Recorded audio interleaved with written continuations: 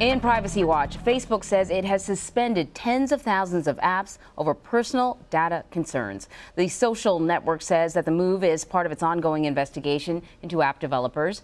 Unsealed court documents revealed 69,000 apps were suspended, and Facebook suspected about 10,000 of them were potentially stealing personal data and from users' accounts. Now, Facebook detailed its efforts in a blog post, writing, quote, "Our goal is to bring problems to light so we can address them quickly, stay ahead of bad actors, and make sure that people can continue to enjoy engaging social experiences on Facebook while knowing that their data will remain safe." All right, so Dan Patterson is joining us now. He's a senior producer at CNET. So in many ways, this feels like kind of a merry-go-round. Like, we've talked about this, and then we swing back around, and we're talking about privacy concerns again. Those are a lot of apps, though. And Facebook says there are some apps that they just banned outright. What can you tell us? So, let's put this number in perspective and start again with that 69,000 applications that could have potentially exposed millions of users to external applications.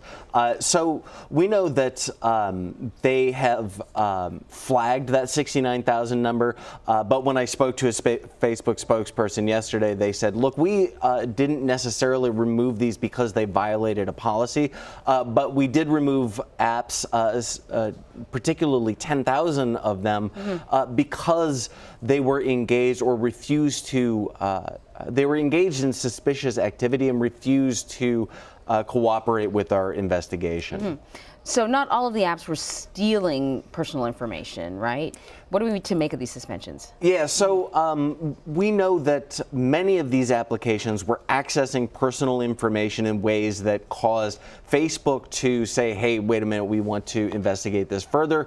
They banned outright 10,000 of these applications. But what we do also know is that Facebook didn't assert this. We know that this information came from an investigation by the Massachusetts Attorney General. So while Facebook is releasing blog posts that appear as though they have taken assertive action here, this is really the product of a revelation of a long investigation.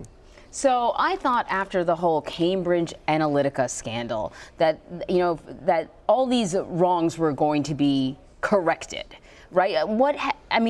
Is this an offshoot of Cambridge Analytica? I guess not, because the investigation or the unveiling of all of these problems with these apps didn't come from Facebook.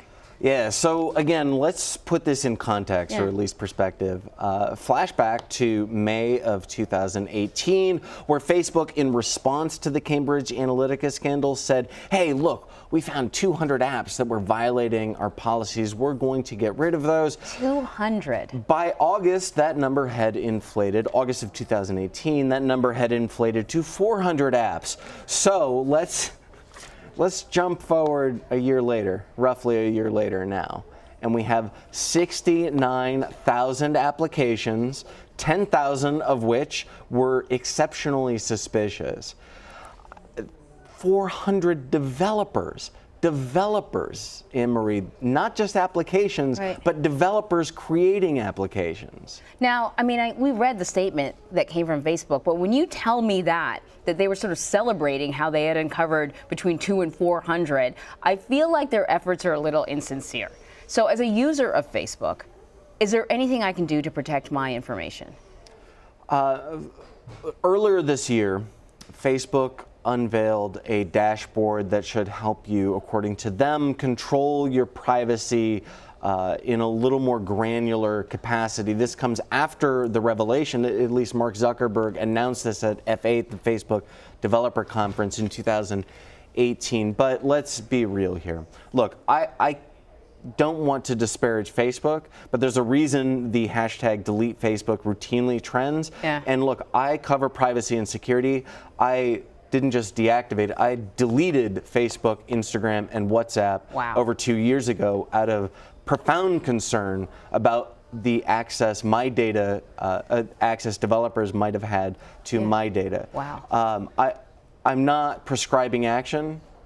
But I think that we've seen time and time again that if you are on Facebook or the social web in general, your data is accessible by third parties in ways that you don't have agency over.